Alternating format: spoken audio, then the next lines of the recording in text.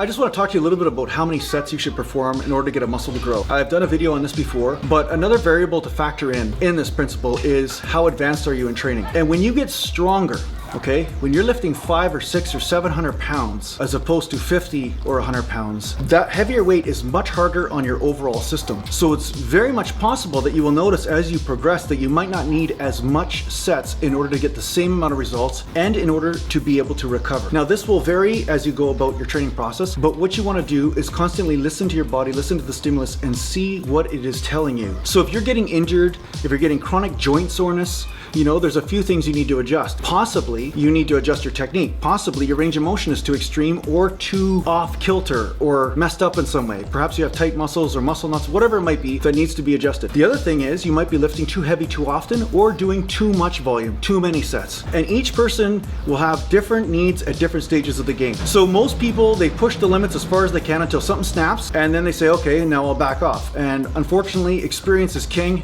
Experience is the way most people learn. And it is the best way to learn. Experience, okay? Nobody's gonna be able to tell you just from reading a book and say, oh, this is exactly how many sets you're gonna need to do. Because I just had one guy comment down below and say he does like 1,000,000 different sets for each body part. He doesn't get sore, everything's fine, he seems to be progressing fine. I'm saying, okay, fine, to just stick with that. You know, whatever's working is fine with me because each person will have a different muscle fiber content ratio, okay? There are some guys I know that were monstrously strong, naturally, just really strong guys, but 3 or 4 sets for them was enough. It was or too much in some cases. They'd be sore for like 5 or 6 days after, and that's because they had a very strong fast twitch fiber content rate. So they were naturally stronger, they naturally progressed, and they naturally put on muscle really easily. Whereas another guy that's more endurance wise type of build, you know, he'd have to train every single day all the time and do 1,000,000 different sets to beat up those endurance fibers, because endurance fibers are more hardy, they're more indestructible, they're harder to break down, and also they're smaller, so they adapt quicker. They don't have to do as much repair when there's damage done to them, okay?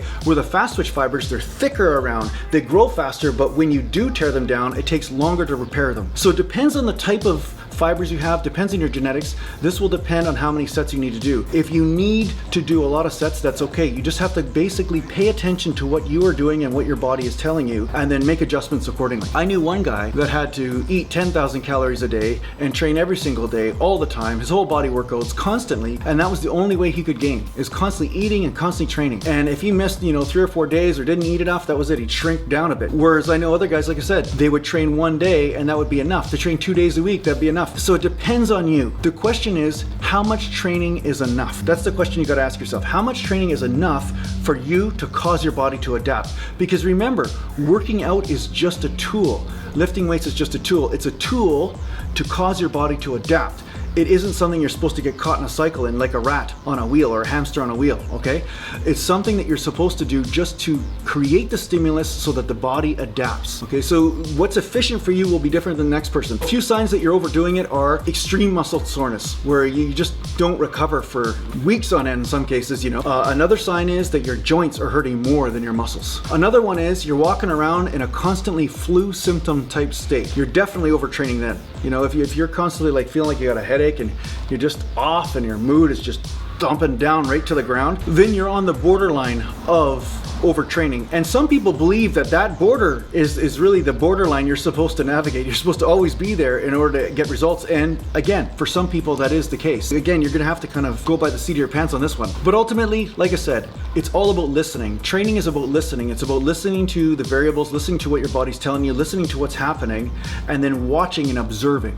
Okay, it's conducting your own experiment. Observe what is happening in your body. Are you getting results? Are you increasing in strength? Are you increasing in endurance? Or are you increasing in muscle mass? You know, or are you getting leaner? You know, these are all different variables that play a factor in your bodybuilding goals. Okay, so as you watch these things and then you see your training, you'll see how the training is affecting that, and the eating and the working out and the sleeping, all this kind of stuff, how it all factors in together. So anyway, I hope this helps you pay attention a little bit more to your body and to find out what's right for you. And if you need to do a consultation with me or anything like that, you can find me at naturalgallantbodybuilding.com. And thanks to you guys out there that have been sharing my stuff on Facebook and Google and all that, and take care for now.